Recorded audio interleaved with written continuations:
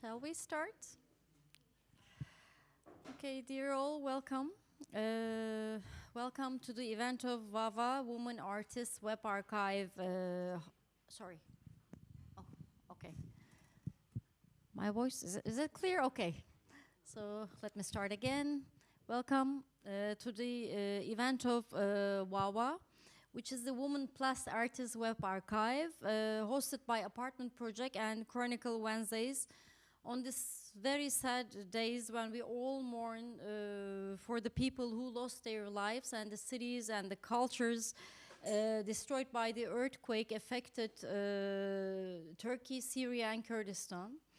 On February 6th, so it's been, I think, the 10th day, 9th or 10th day. The death toll is officially, the official death toll is 35,000 in the region. More than 35,000 in the region, and many cities, including Antakya, Antioquia, which is an ancient city, let's say, all damaged. So, as far as I observed, we mourn at multiple levels.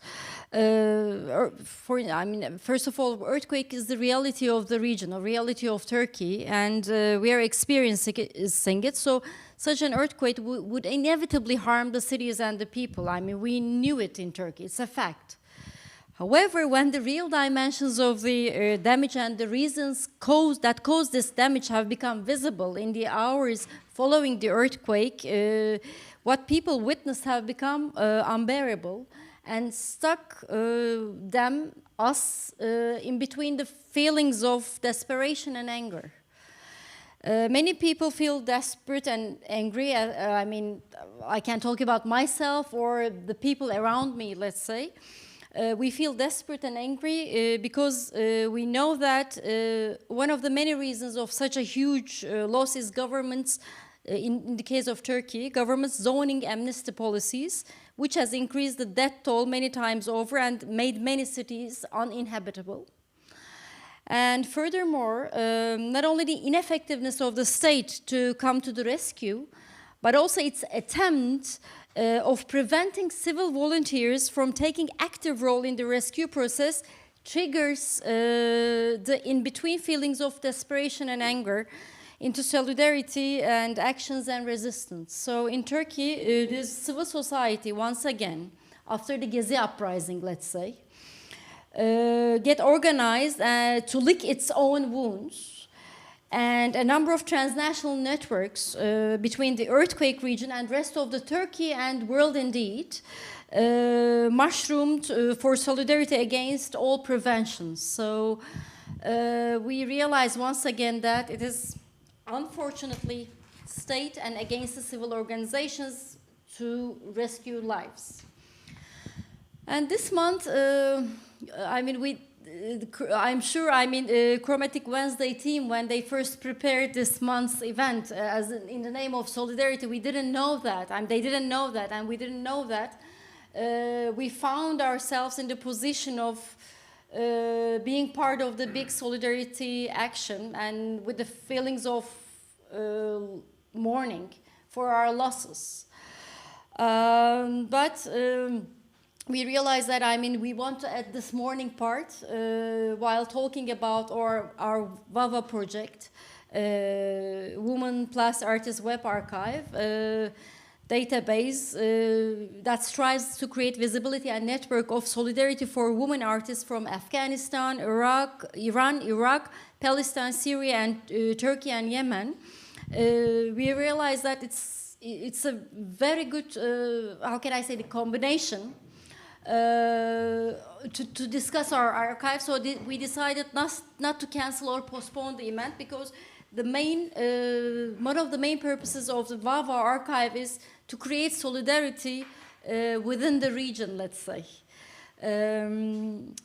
What we came out, we wanted to talk about thinking about the meanings of the archive because in our discussion in the WAWA team with our initiators and the members of the WAWA, we always think about the meaning of the archive. Because, for instance, when we talk about what does archive mean with an Iranian friends or we live in Berlin, we know that the archive experience of the Stasi's and others, I mean, on the one hand, we are talking about, or there is this resistance against the word of archive, because we know that this is the collection of the powers, I mean, what is included is to collect and collect the people's, even their personal lives, in order to reach them when it is necessary, when they are regarded as a threat.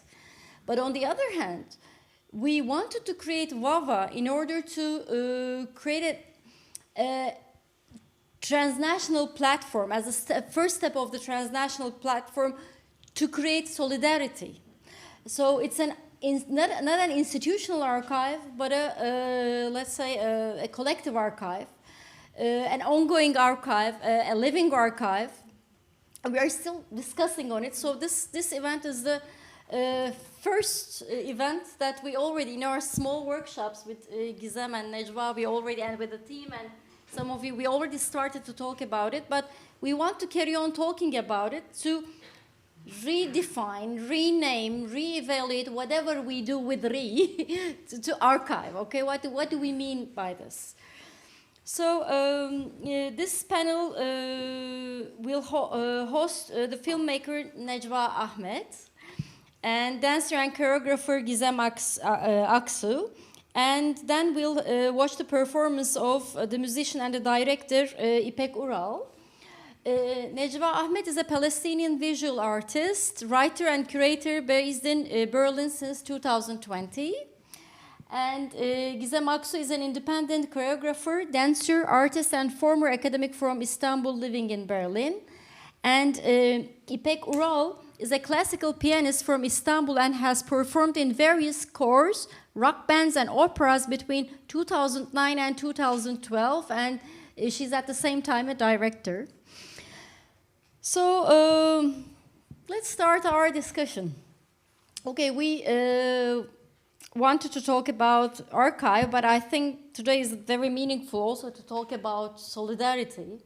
So solidarity is a two-way street. We know that there are givers and takers, but I think there is a sensitive balance between this giving and taking process in order to overcome all the power relations.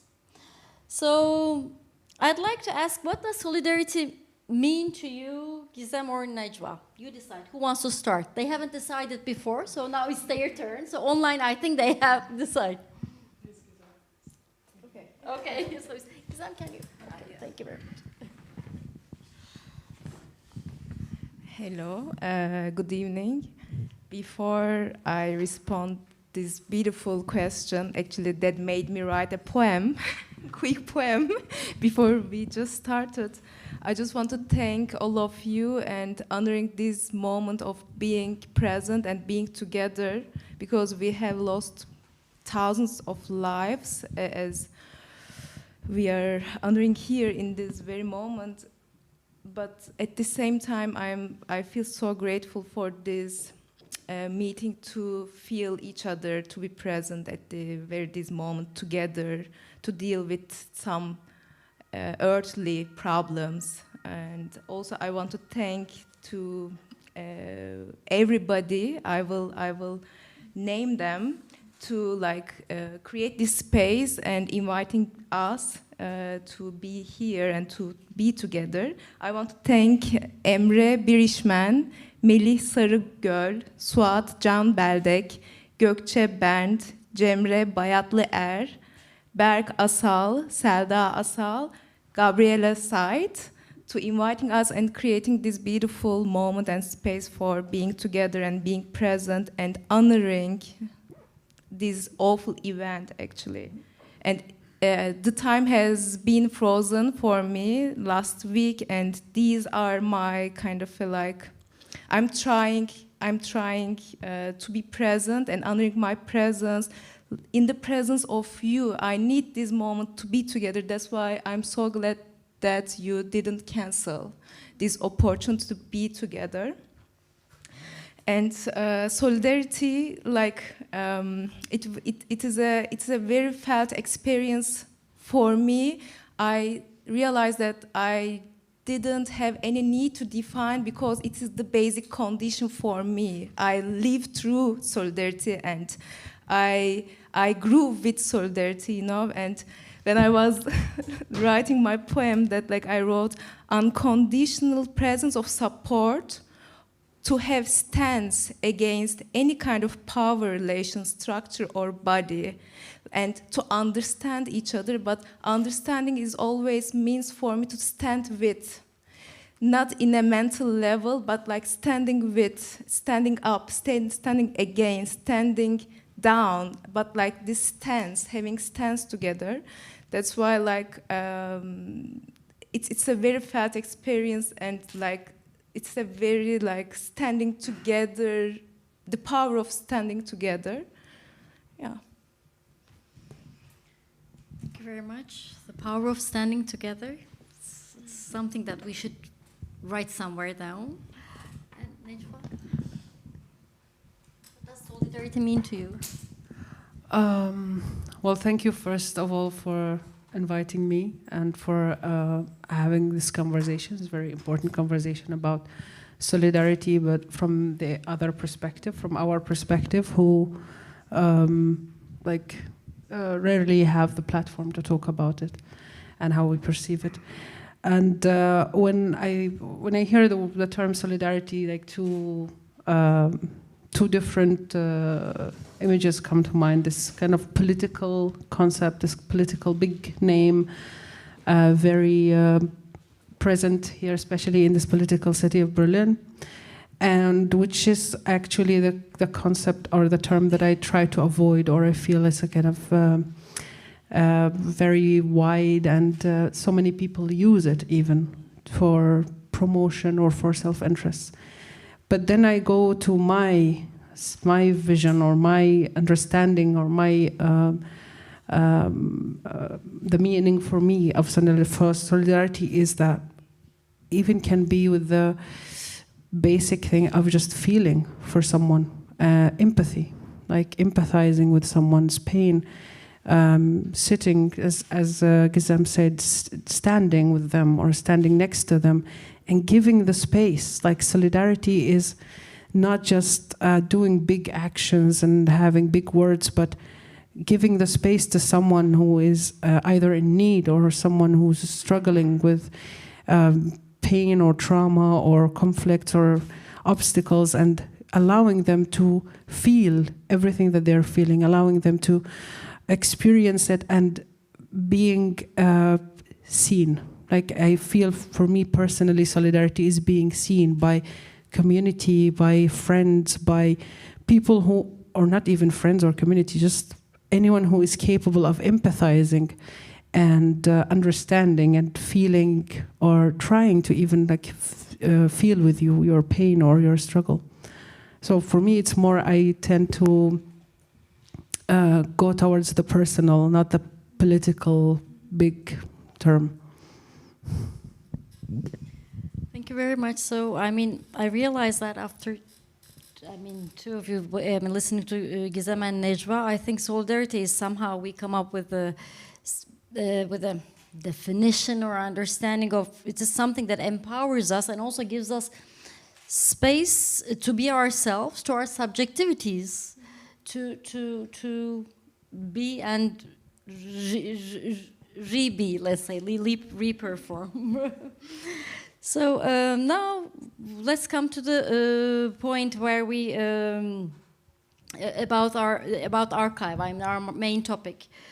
Now, what does archive mean for you? Let me start to talk about this issue. By the way, I realize that I take your. Sorry, all these morning process makes us, what does archive mean to us? But I'm talking about, by archive, we know that, inevitably. Now, we in the project of WAWA, we talk about an online database platform, okay? Where we decided to come together, and in our workshops, where we realize that, for instance, I know that, for Gizem, it's very important also to be there with the embodiment, because touching and feeling, and as a dancer, it's it's her way of being herself. But on the other hand, in Najwa, I remember that in our discussions in our workshops about all these labeling and anti-labeling issues, at some point you say that as someone from Palestinian in the context of Berlin, I want to be labeled and categorized as Palestinian. But of course, this label and categorizing thing is, as we all know, we are highly relational people around. So it's very problematic and always in the position of recreating itself. But still, inevitably, there are things that we have to include, and there are things and there are limits that we have to keep out. But still, we try to include as much as we can. But with these understanding, what do you mean? What do you understand, or how do you evaluate archive in those times? And do we have to stick to these institutional power-based meanings, or is there any way out to this? What do you think? Who wants to talk first? I'm a very flexible democratic moderator. I have so many things to say. No, first, when I was reached out by WAWA for this archive, of course, the first thing that came to my mind was that archive is usually for things that are no longer here, from the past, that we collect and we put them somewhere in a book or in a space or in a gallery. Archives just refers to something that maybe we want to connect in a nostalgic way to. So I was archiving, as you said, living archive, archiving people who are still alive and their work. And even if they are emerging, even if they just came to the city or came into the scene, even if they are still exploring their identity and their work and their relationship to the world around them and so on. And I was fascinated by the idea. I was that's actually, I thought it's about time. It's about time that we do this. We build our own archives while we are alive with our histories, with our narrative, rather than not think about them, not think about our realities and our narratives, and then 100 years from now, some other entity, state, or colonizer comes and takes them and reforms them in their own perspective or understanding. So I was happy that this initiative was starting, and I thought about it also, now actually in the context of solidarity, it is a form of solidarity. Building together this archive, it's not just a few people building it and then asking us or artists to come in and give their work. In the workshops, there was a conversation what do you think is appropriate, what works for you, what doesn't work for you, which I think is not kind of the institutional way of archiving things. I think this comes from this collective and community approach of the archive. And I found it beautiful. I found that I'm participating in building this archive for us and by us. It's literally was happening. And a sense of solidarity, because it is opening the space and creating a space actually for people who are not just marginalized, but their position in the city and in the German context especially is very under attack all the time. Palestinian artist or curator or whatever, even just being a Palestinian, even if you're not engaged, even if you're not an activist, just being a Palestinian in the context of the German politics and society is very much like a target. So I felt a sense of pride that there are still people who are thinking about us Palestinians as very integral to the fabric of the political ideology that is within the people of color and migrant and refugee spheres. So when I hear this solidarity and then archive, I was there's a major connection between both of them for me. And I would also touch upon this community approach of creating an archive, which is very different from the institutional and the state one, or the one that is so far mainly or mostly led by Western scholars or Western institutions. And it feels if we really like closely study this approach, this work, this archiving our stories, it can change in a way of this subjectivity, as I said in the workshop, because we can design the archive not just as a criteria for everyone needs to fill, but it can fit and it can suit each individual according to their specific situation. Like, for example, there are people who are still living in fear of being persecuted by their the dictatorship regimes that they escaped from. So they are afraid of being totally open out there on a website.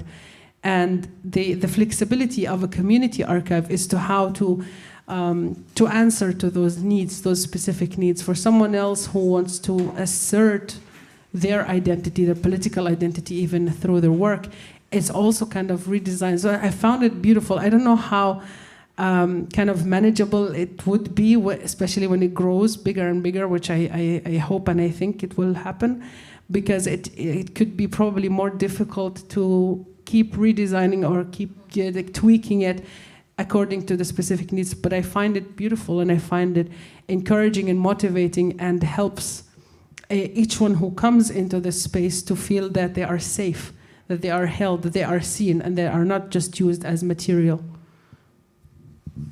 Thank you very much. No, you can keep it.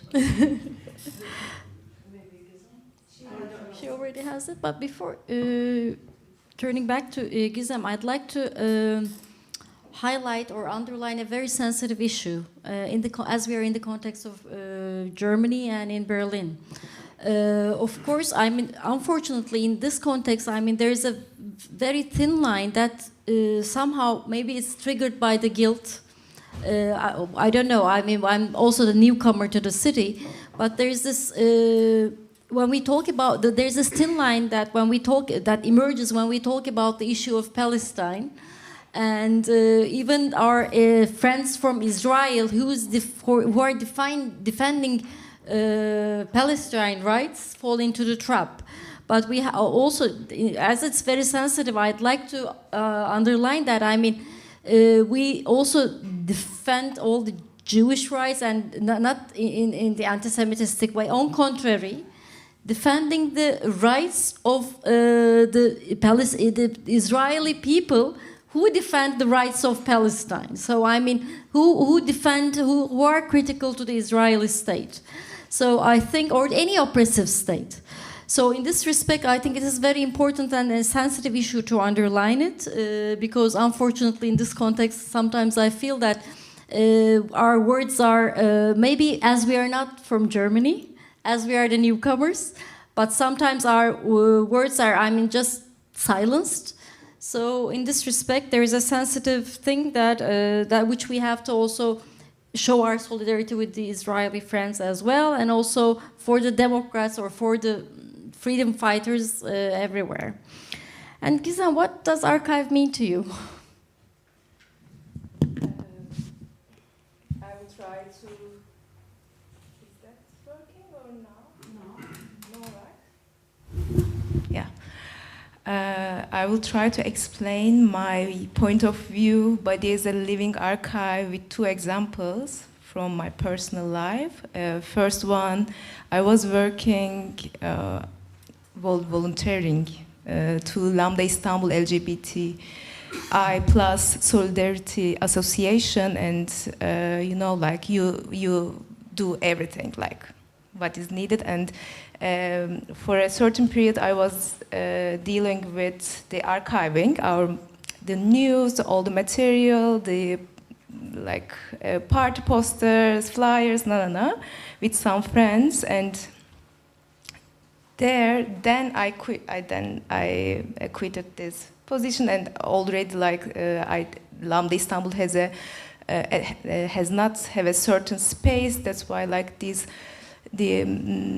it's existing in other form.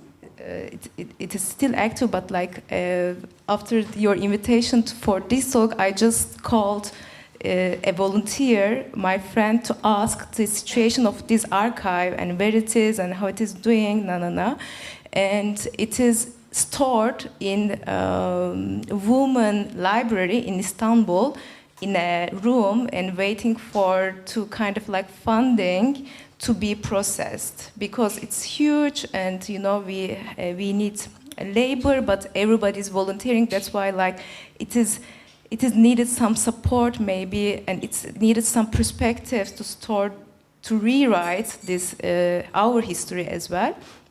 Then we were talking, and he just shared that like there are some perspectives to how to open this archive, and like we were talking, and we just came into point that like we just need to have an open call to say that like yastığının altındakini getir Lubunya. Lubunya, bring what you have under your pillow, because we don't have any space, official space or institution to store these things, you know, like, and that's why our archive is embodied in our people and in their belongings. That's why like archive is a or body is a living archive. It matters in this context that like if you don't want to also have this kind of institution or official space to store them, and if your actually like movement is like struggling for many years to be seen and acknowledged,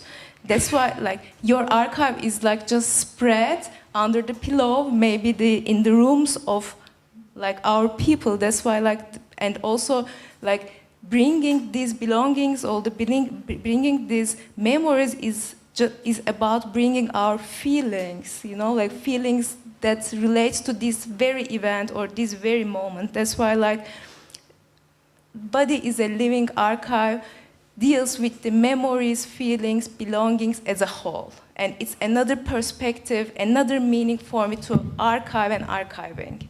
And how this archive brings people together and brings these memories together. If we launch an open call, Lubunya, bring the things under pillow, it's, yeah, you know, like we are like, imagine that many things unexpected will come. From older generation, from new generation, you know, like, this kind of perspective towards archive just excites me to like, you know, it is so spread, it's so unexpected, and it is so particular in, we as a queer person, we don't know what we have. I just need to really go back to my room and just open my shelves. And at the same time, it is the first experience of me about archive, and that makes me think archive is a potential to bring people together, and the body as a living archive.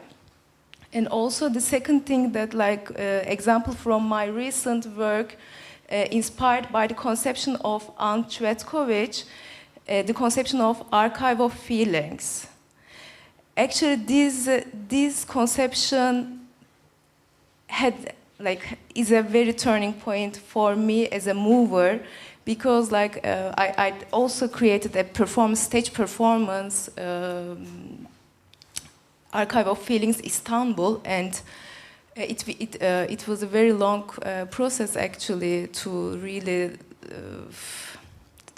try to catch these feelings and archiving them. But what is important here, I think, in this conception for me, that how can our bodies can be kind of a field, it's kind of a living archive that registers, stores, or sometimes reproduce some certain kind of powers that disseminate, contaminates each other, then it means it has a power to move people. You know, it's the moving quality or moving force that can feelings has, and also like archive of feelings is kind of like another perspectives to just observe how this feeling contaminates, disseminates, and how these feelings move people together, and how this movement changing the feeling. And this movement, feeling, and body intersection of my choreographic practice has been so important. And also sometimes that we are just approaching archive as kind of a materiality. But archive of feelings is bringing, I think, it's another layer, another perspective to which is sensible, feelable, but sometimes it's not visible or it's not hearable. You know, I think this is also kind of a shift in the perspective to through body towards body, and they observed how body moves in the public space or private space. That's why this archive of feelings is also another perspective, can be another meaning, or can kind of open a space that we can cultivate other meanings of archive and archiving.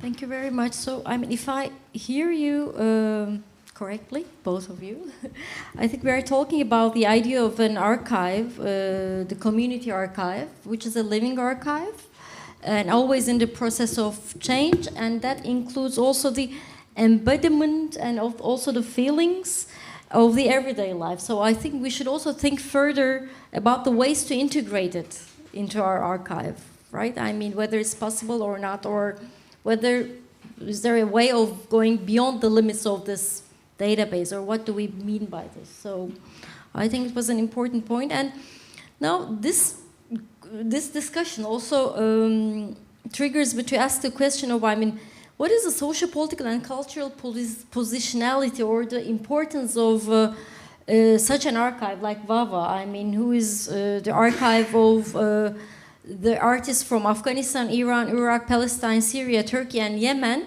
and done by them in the context of Berlin.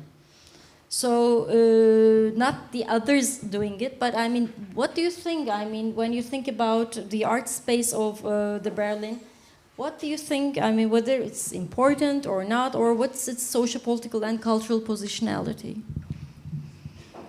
Najwa, your buddy just your embodied. Okay. I know. Okay. Well, for me, when first there is also a question to WAWA, like why did they choose those specific nationalities? I think that then I would love to hear also from you, even though we've discussed it, but it's important to bring that again. It was a question for me, even though I was excited for it, but I thought maybe it's like just the beginning of something bigger. Maybe it's just the start, especially that women plus artists with the refugee biographies from those regions specifically go have a multi-layer of oppression from the patriarchy, from the social and political system, the family. So I thought of it as a unique opportunity for those people who escape or escape from those situations, and try to create their work and try to be themselves in a new environment, regardless where they are. And it hasn't. I haven't never seen something like this before. So I thought this is really interesting. Especially for like Palestinian, Afghani, Iran and Turkey, and due to the connection also the historical connection in between those regions, and there's specific details in between the cultures that actually so many people mistake the cultures and the language. So it gives us an importance. It gives a kind of sheds the light on this specific group of people. So for me personally, even though the question is still open, but it is important to start with this group of people, which hasn't been highlighted enough, especially on the international level in the art scene, and later on discuss the politics, and so give them the space as humans who just escaped multi-layered system of oppression, and they want to just tell their stories and present themselves through their art, and then discuss the politics, because it's like a major topic in the background for those people. Thank you very much. Before I respond, Gizem, or you, and then I'll respond, okay. Because I think it's.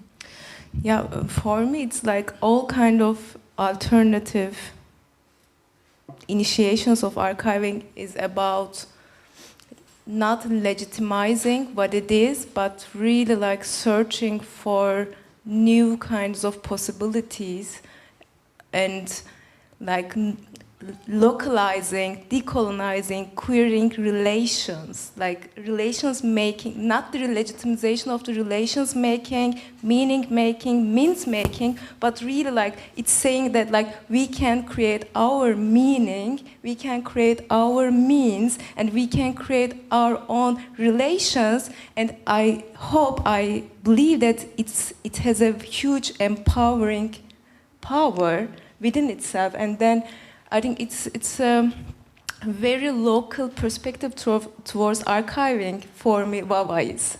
And I'm trying to serve and I'm trying to be with this vision that like how can I localize, how can I, localize kind of like a question, an answer, a hug, I don't know what it is, but like not the legitimization in a grand scale, but the localizing, decolonizing, queering, and whatever it is there, urgent and it's needed.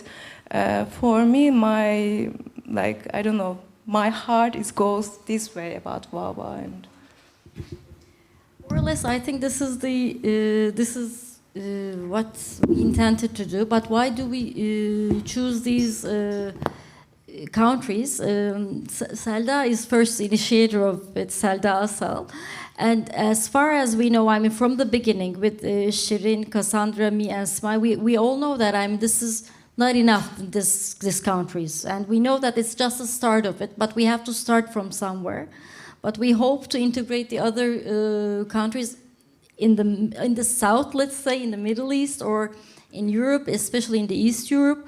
So this is the attempt of it. But on the other hand, the main purpose is also to give the subjectivity or the voice to the artists from this region, and to talk about and to decide what does their locality, representations of themselves. But not only we are talking about the locality of these regions, but we are talking about the transnational artists who also produce in between spaces, both in Berlin and in these regions. So what does this mean to them and how they reflect to it?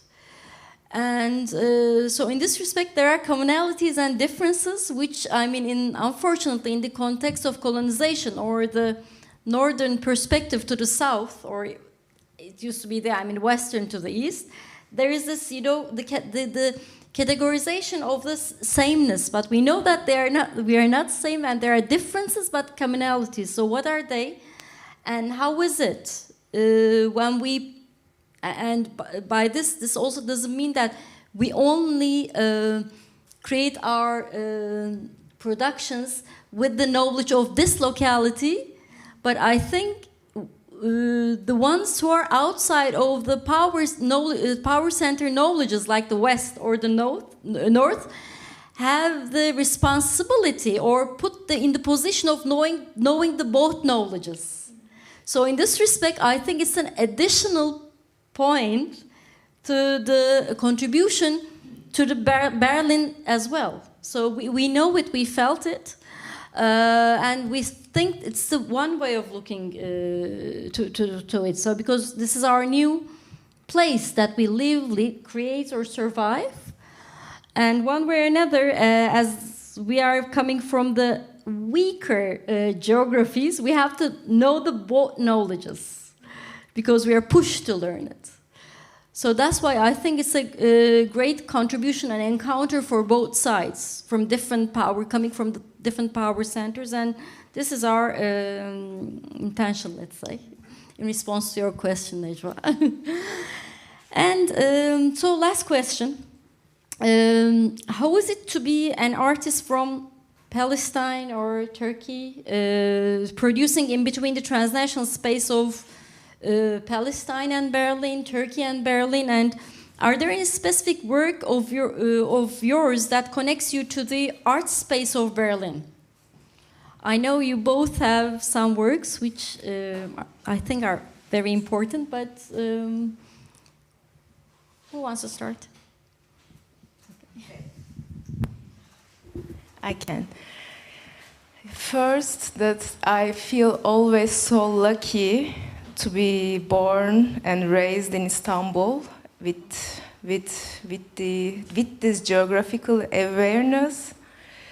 It trained my heart a lot, very deep. That's why I feel so grateful to be born there. And also I feel so grateful to be mobile as a dancer, that like I worked many areas. I performed in very different contexts. But like moving here, living here in Berlin, in different city, this transition was very hard for me because my base was Istanbul, and I don't think I would move if the situation in Turkey would be better. That's why this migration process for me was hard. But I feel also grateful that I achieved to transform into an artistic voice, artistic language, and I shot a dance film. Actually, it started with COVID-19. I was invited to artistic residency in Hellerau, European Center for the Arts, for 3 months through a European Union project from Istanbul. Then COVID started, and these all isolation procedures, everybody started to work from their own apartments, and that this international and global center of arts that I was expecting to like see many performances normally that I wouldn't, just became empty. And this local setting and surrounding and people became so important for me because I was foreign and like I found myself there alone. Then in the garden of Hellerau, there was a monument by Bewegung Nur, dedicated to Rukeli Trollman. Rukeli Trollman is a legendary boxer and boxing champion of 1933, and this year it's the 19th years of this championship, and he was discriminated because of he was boxing like dancing. And as a dancer and choreographer, it moved me a lot that like how this virtuosity and genius knowledge of a body can dance and box at the same time. One person is discriminated because of this, but of course it was just covering the reason. The reason behind it was because he was Sinti Roma. And actually, I was so moved by this story and this hidden history of Sinti Roma people in Germany through decades, connected me think about the Romani community in my geography. Then I started to follow the traces of Rukeli Trollman in Dresden. Then I came to Berlin and I decided to stay there, and my immigration process started. But as I referred, like it was so painful, and dance my healing, and I just started to drop my belly, like göbek atmak. Like I started to dance with this Romani music and the Romani way of dropping göbek, and as a practice of rooting myself, because in dropping göbek it's all about your sacral energy, to dropping your sacral energy towards the earth, under the earth. That's why it transformed into kind of like practice for me to root myself in this new geography through my means, through the means that I knew from my geography, like this translocal, like my means that I learned from Romani community in Istanbul actually helped me a lot to root myself this locality. And of course, is this migration experience and the displacement experience of Rukeli also bring us together, and like we started. I'm calling him as a spectral friendship, because it was not just kind of like our figure, it's a personal or like political figure in the archive, but it became a friend for me. Like, I learned shadow boxing through him to shadow with my fears that like immigration process brought me. Then Then Dresden and Berlin, I started to do rituals for him to honoring his history and also my practice, my ritual of rooting myself here. Then, of course, to bring the whole story together, I back to very first point that like, what is the situation of Romani community in my geography in this time? Because Rukeli's story and discrimination is from the 1930s in Germany, but these Romani communities are still in a very disadvantaged position, and they are exposed to discrimination in my geography like severely, you know, like they are living in the deep poverty now, and it is the very latest form of violence they are forced to face with. That's why like I brought the story of Rukeli to Istanbul, and we went, and the 3 other activists and dancers joined me in this journey, and we brought Rukeli as a figure, as a person, to Romani districts of Sulukule and Fikirtepe, and we introduced his story there. And you know, it was kind of like intergenerational and intergeographical journey that dance and boxing meet and move us as fighter for justice. And I can say that like this all migration process, to my personal experience to Berlin, but also this displacement and the discrimination story of Rukeli moved me in a way that like actually I feel more local now this year after this movie, that like I feel more local. And yeah. Thank you, Gizem. So it also shows, it's a great example, or let's say, about how our works and creations travels within geographies.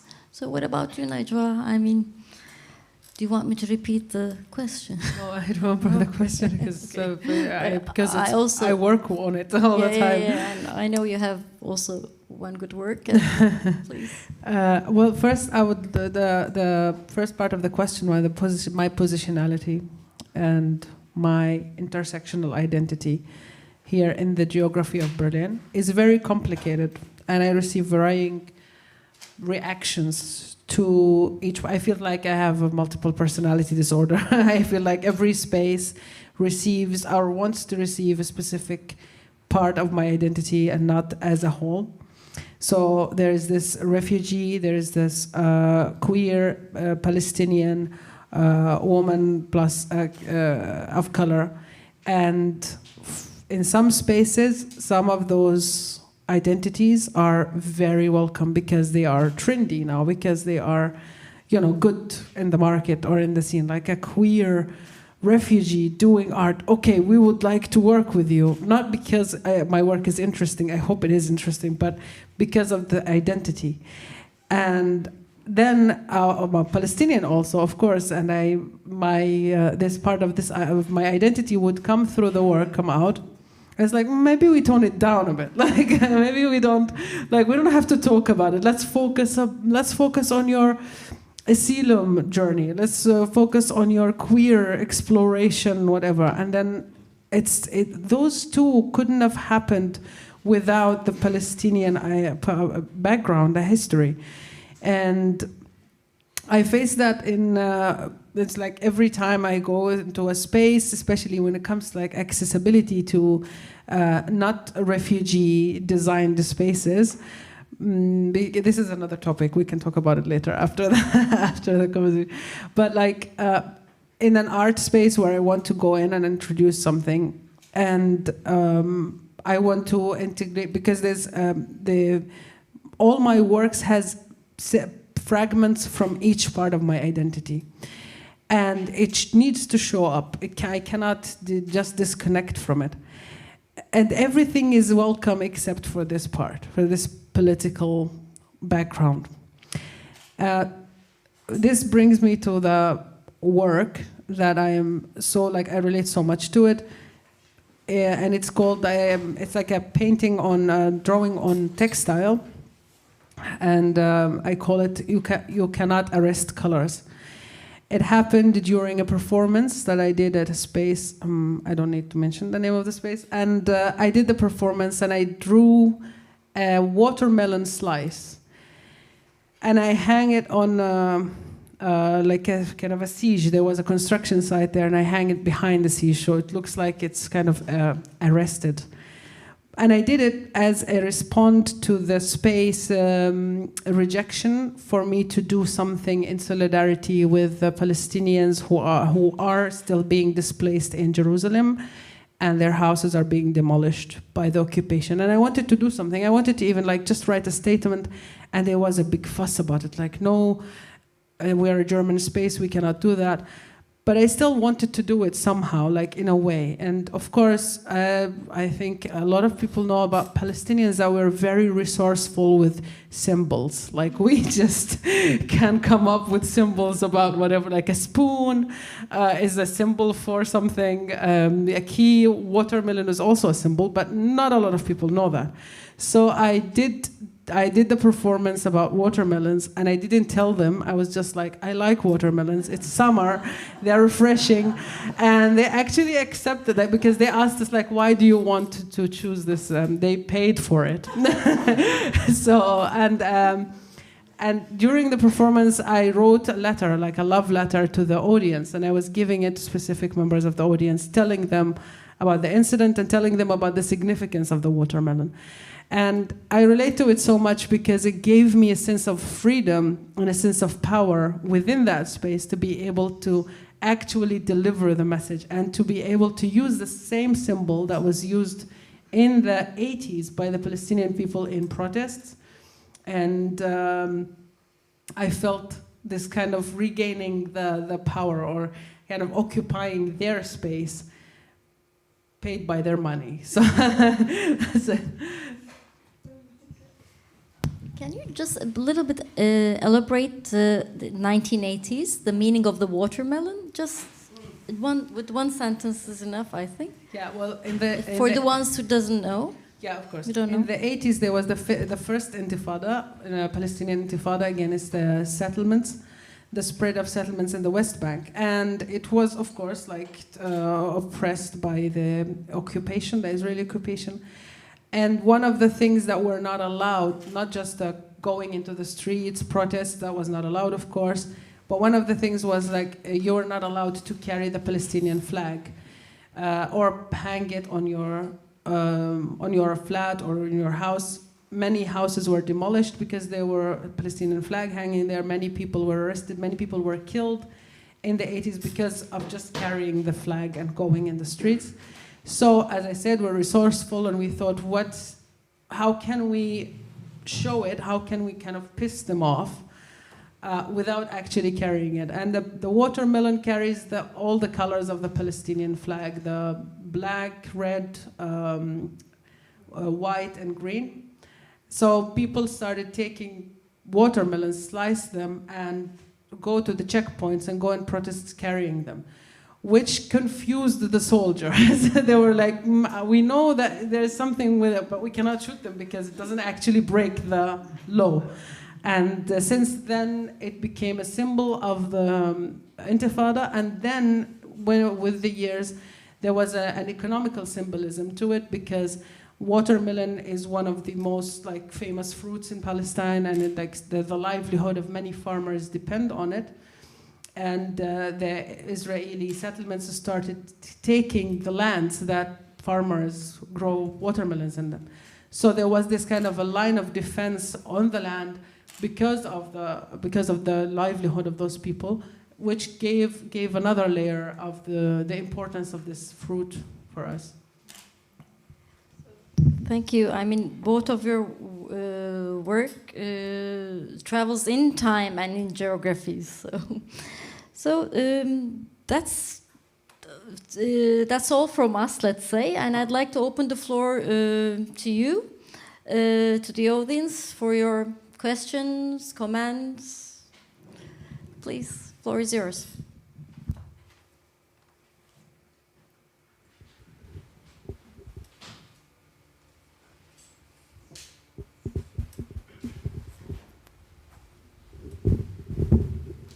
Actually, I want to make some contribution, and maybe also I can ask you some questions, because I mean, beginning when we started this project in last year in March, the aim was not only to make the archive, as Nil said, and there was also that we are planning to make also some other platforms that, I mean, Cassandra would give a very better answer with the technical things.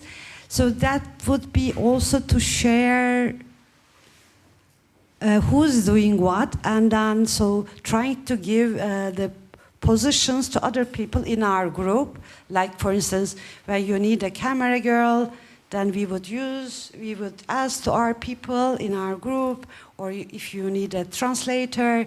So there is also not only the archiving the all artists' works or their bios, but there is also then another solidarity platform in the archive.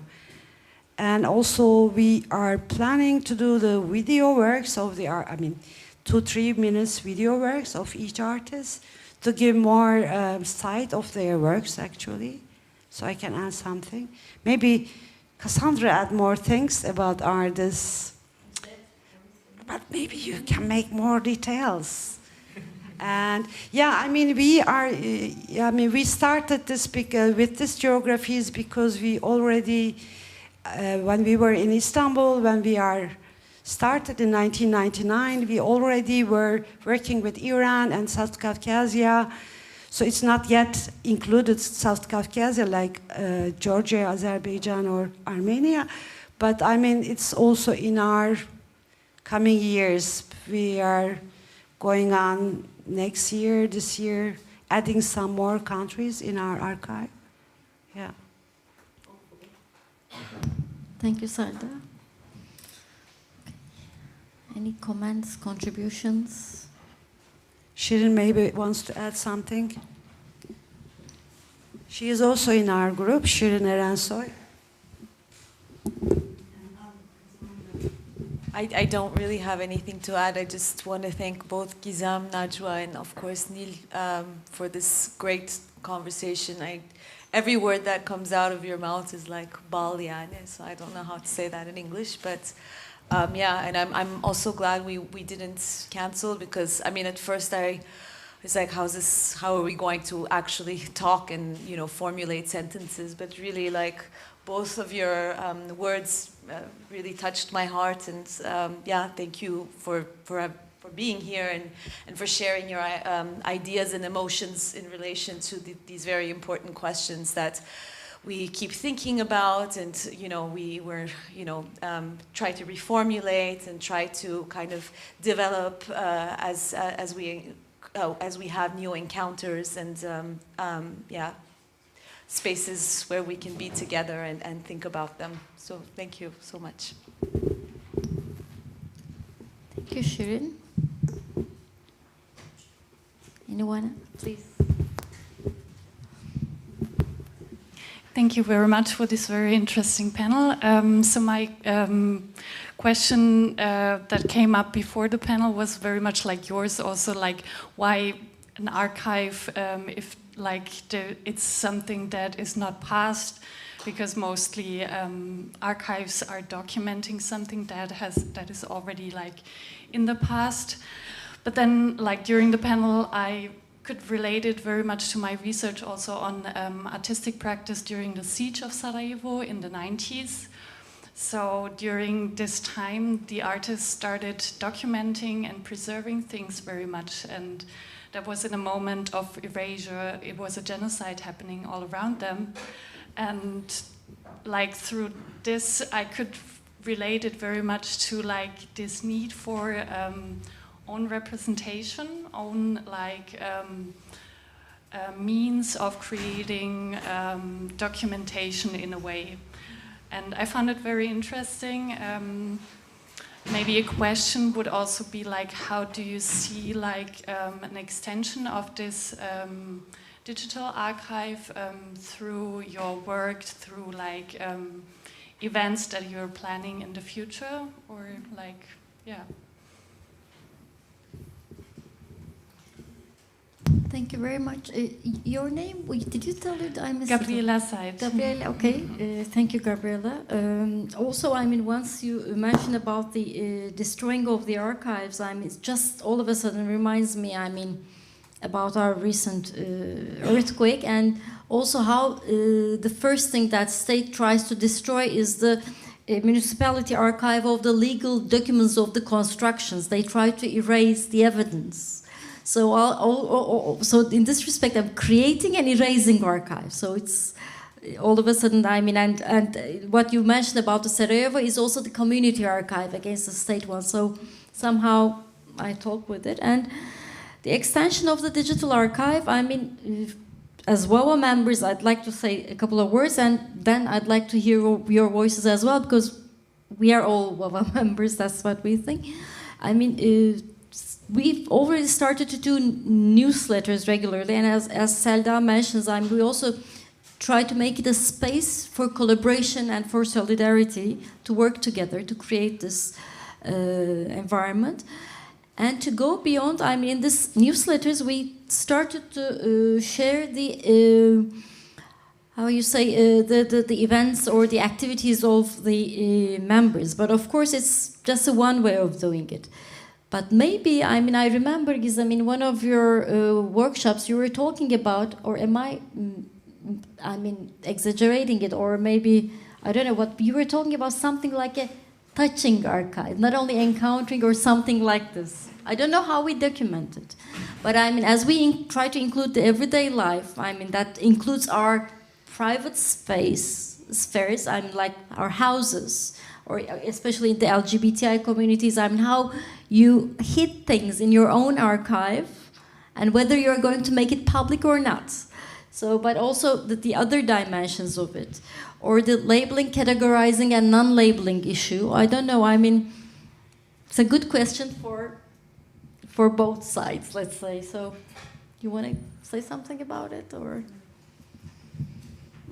Yeah, maybe like now that I can refer Zeynep Sayın's conception of like an archive with a reference to the Foucauldian perspective that archaeology of knowledge, that means for me that archive is not just the documentation but the archaeology of knowledge, and I will be insisting on to bring the body on this archaeology of the knowledge. Because this embodiment and the somatization is kind of a collection, certain types of collection of embodied knowledge, and that's why we need to consider body as a living archive in this kind of archaeology of knowledge, and also production it, or creating new perspective towards it. That's why in WAWA, I think in this digitalized form, I will be insisting on bring ourselves together and make body workshops, you know, like, and that's why, like, for me, it's like I will be channeling this perspective, insisting in that more and more and more. I would love to. Thank you, Gizem. Najwa? Like for me, in my personal work, I feel like I was inspired by this living archive for people from those biographies or with those identities, and I'm in kind of exploring more or doing more research into this collective memory, which kind of instigated my interest in exploring things through the art, and I call it the collective memory of the oppressed, but maybe I should just change that. I don't want to like just reproduce the victimhood or victimization. But there is a collective memory that we need to preserve or reconstruct and rebring into the new geographies, or even the old geographies that we used to inhabit. And I was inspired to think about my personal archive and the personal archive of so many people that I know, that actually, because most of the time we look at, as I said, at archives from a political or institutional gaze, but what makes the collective a collective is the individuals as well. And I'm very interested in bringing that up and working with it and exploring it, and have create like kind of mosaics of different memories and different interactions and different fragments from our past, from our present, which will be our past also in the future. And I find it very important that we are doing this now, because there is this awakening or understanding that not everything that the institutions or the states are doing is for our benefit, and that we need to start taking matters to our hand. We need to start documenting our history, because in a few years someone else would erase us and then take the history and mess it up or use it for their own interests. And if we really care about our present, our past, or the future generations, we need to start being very aware of what we have, culture, ideas, relationships, connections, and give it life. And having those living archives is breathing life into our own work and into our own personal histories. Thank you, Najwa.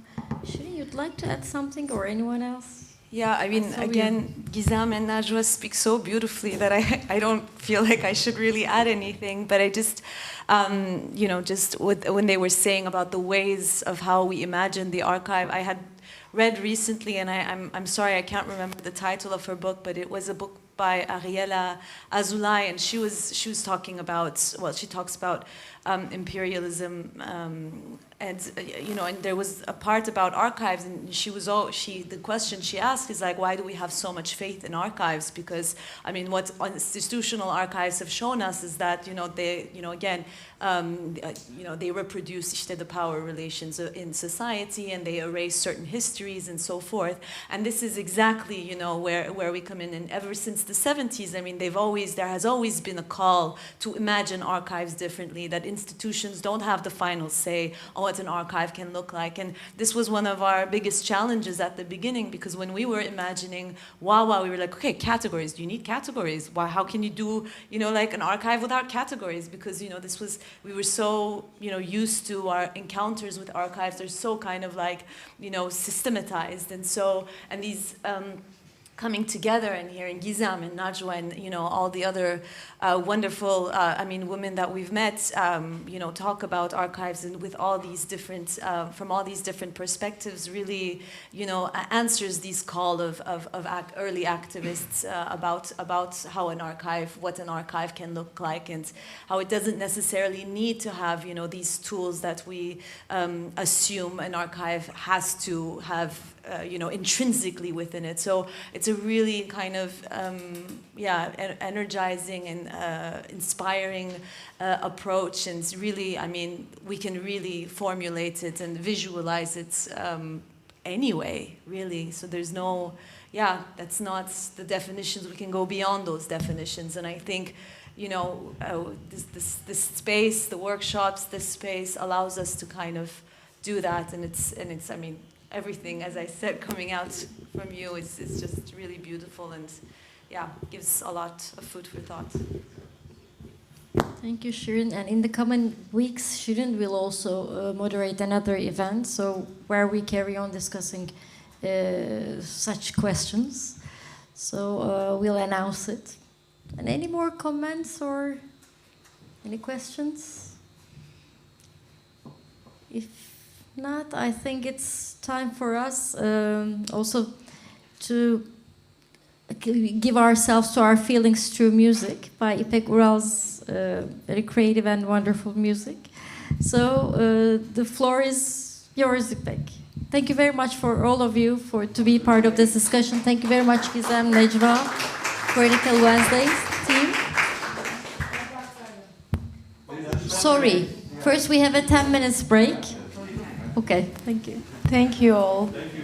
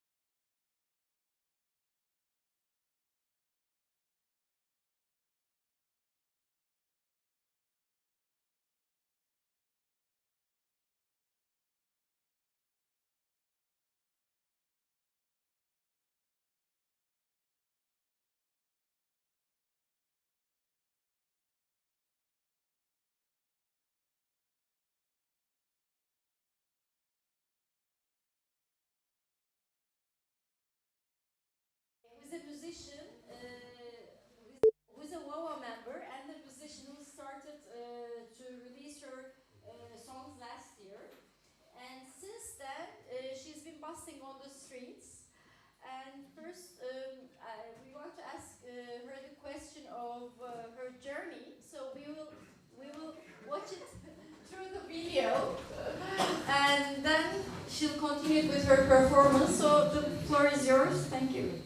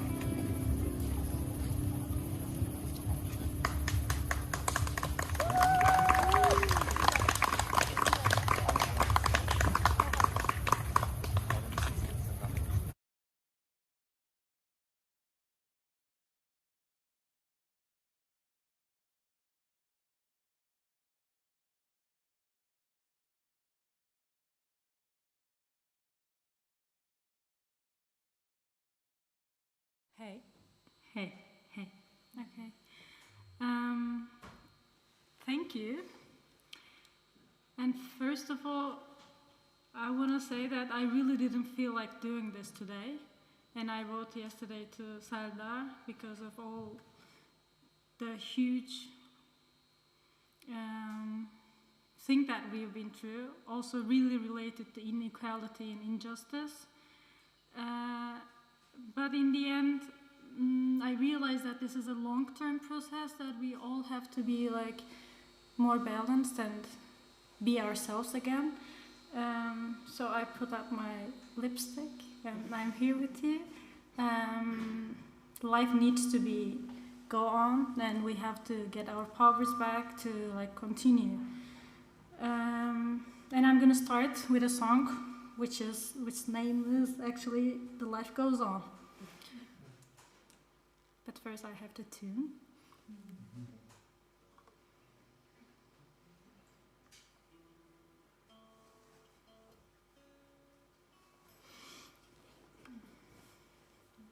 So it's going to be a short concert. Thank you for all of you being here.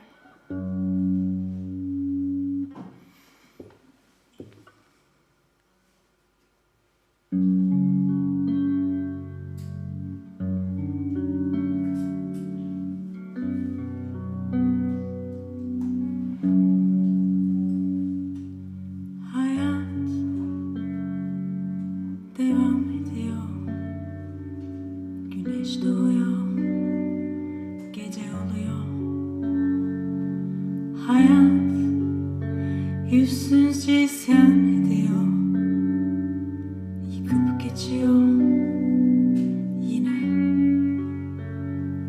Ne doğmak, ne ölmek, yaşamak mı kolay? Ne düşmek, ne kalkmak.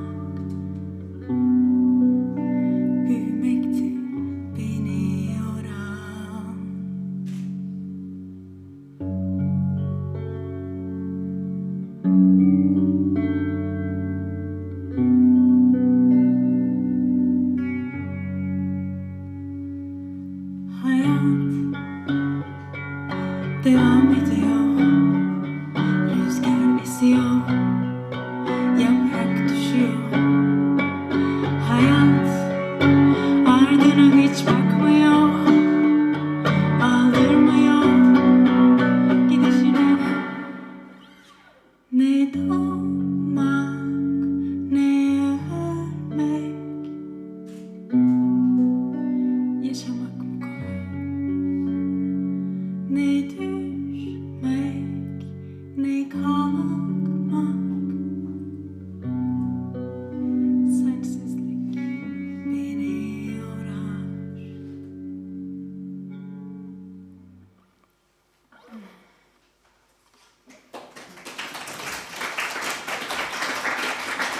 Thank you. The next song is about meditation, like about not asking questions. And for the ones who speak Turkish, the lyrics are pretty direct. I realized that at the last concert.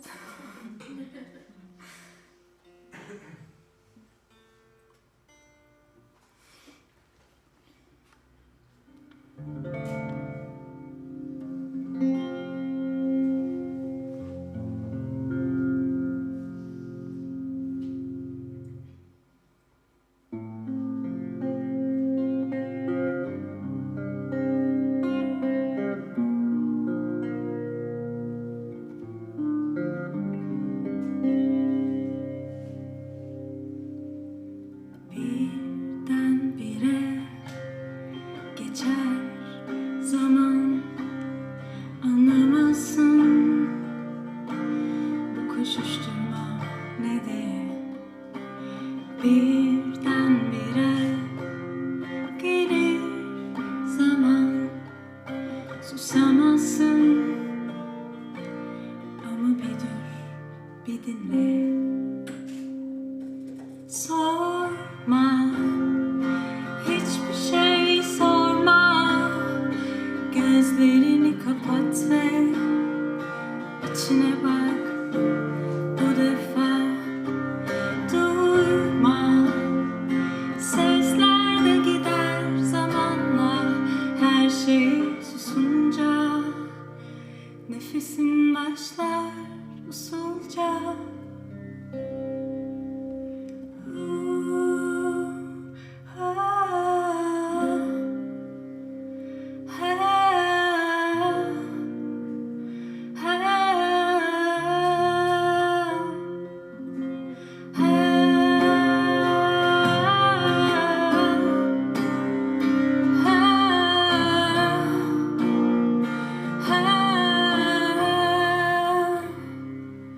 Duramazsın.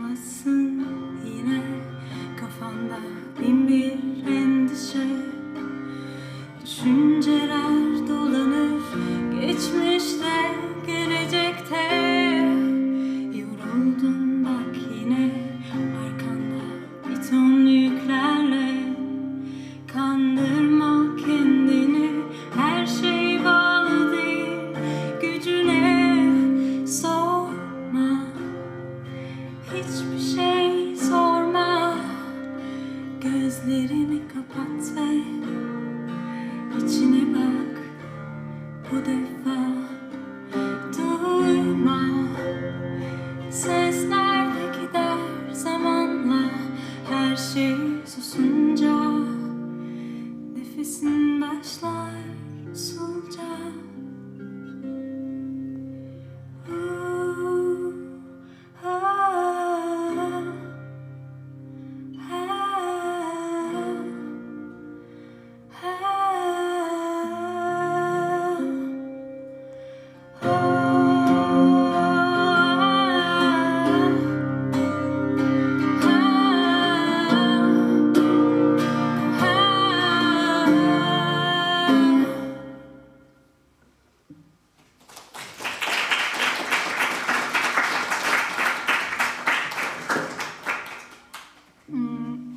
Thank you.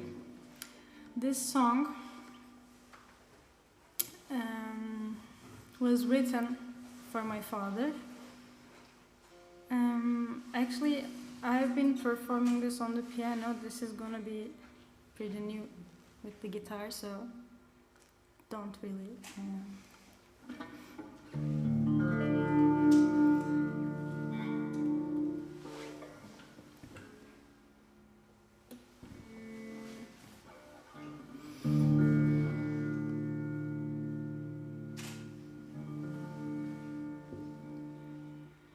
Bir gün kalktım ve her şey başka, ama bir şey olmaz, bana bir şey olmaz. Sorular cevaplardan hep daha fazla, ama bir şey olmaz, bize bir şey olmaz. Sahile gitmek vardı aklımda, ama bir baktım kalmışım yağmurda. Böyle sakin durduğuma hiç bakma, her tarafımda ayrı bir çaba.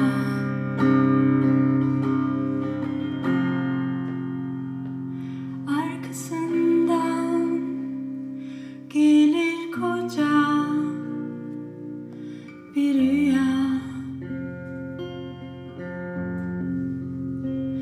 Işık aynı kalsa da görünen bambaşka.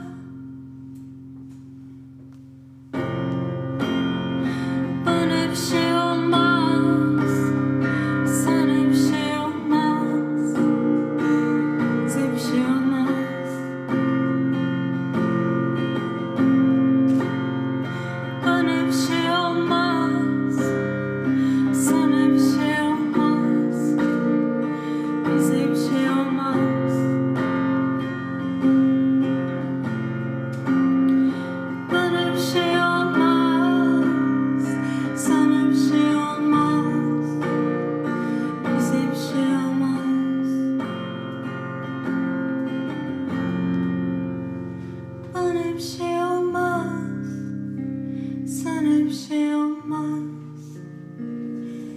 bize bir şey olmaz.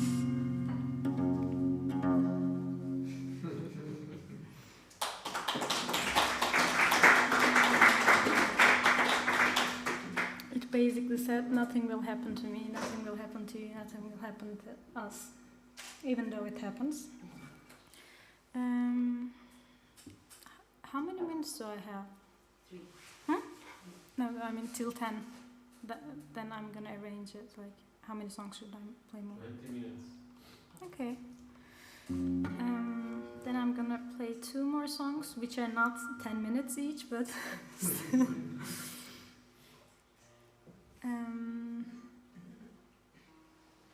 This was the song that I just played. Was released on December. That was my fourth single, I guess, yeah. And the song that I'm now gonna play was my first single.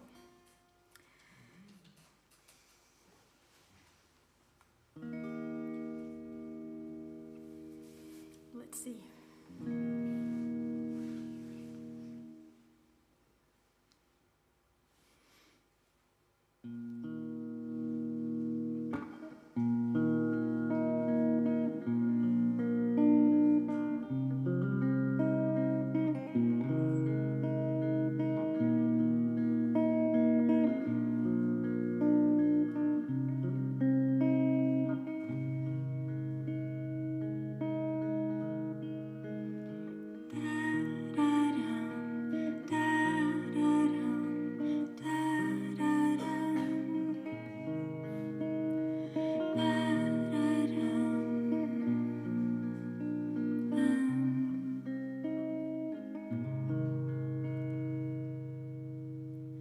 Sana baktım, bizi gördüm, sonra kaçtım erken.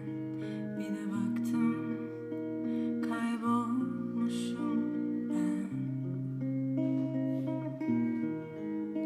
Sana baktım, bizi gördün, sonra kaldın derken. Bir de baktım, seni yaktım ben. Ama istersen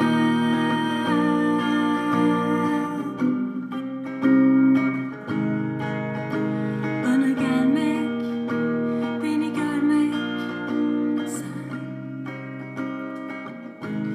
Ama istersen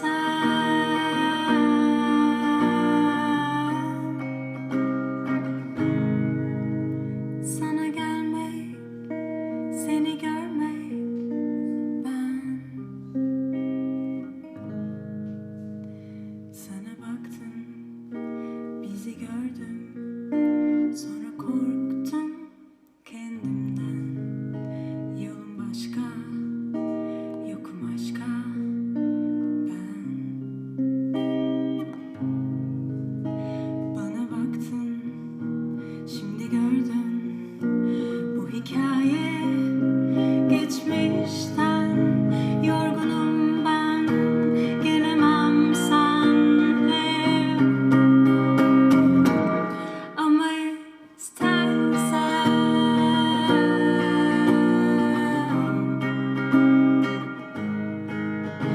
bana gelmek, beni görmek sen.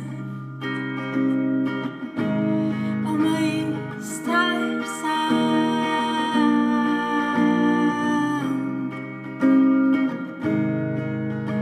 bana gelmek, beni görmek. Ama istersen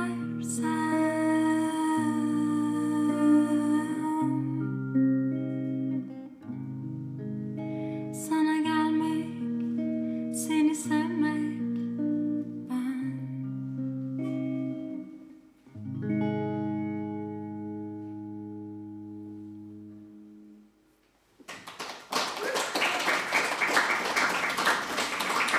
Thank you.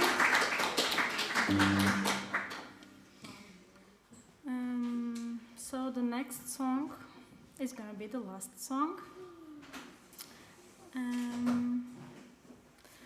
This song is about hope in general. That's why I wanted to play it in the final. At the time that I was like going difficult times, actually this is how I started to do music. I started to do music in order to heal. I think that was the process. So the last song is that me waiting for the time to like feel the wind again, like to like live again basically. And it's called The Sun is Tired, or Tired Sun. Yeah.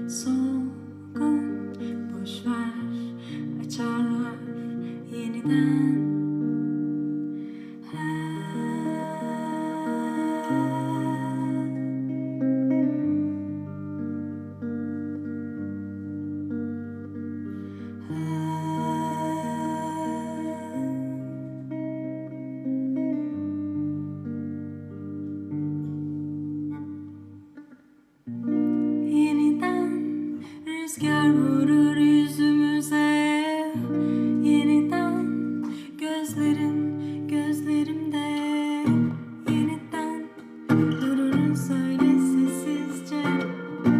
Yeniden sen, yeniden ben, yeniden rüzgar vurur yüzümüze yeniden, gözlerin gözlerimde yeniden dururuz öyle sessizce. Yeniden sen, yeniden ben. Sen, ben, sen.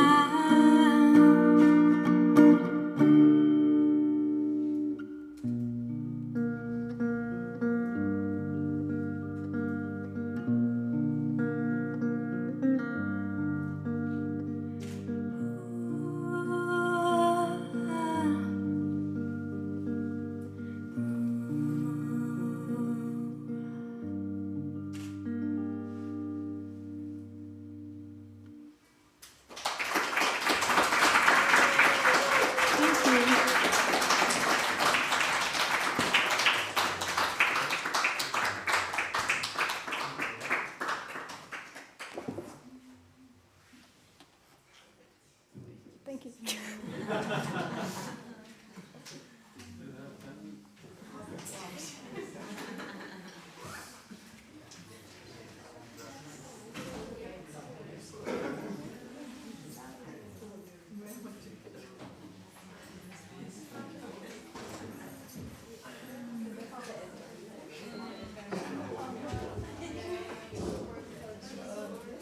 We'd like to thank Beck and for the ones, I mean, would like to follow Beck. You can find it her in Spotify at least, right?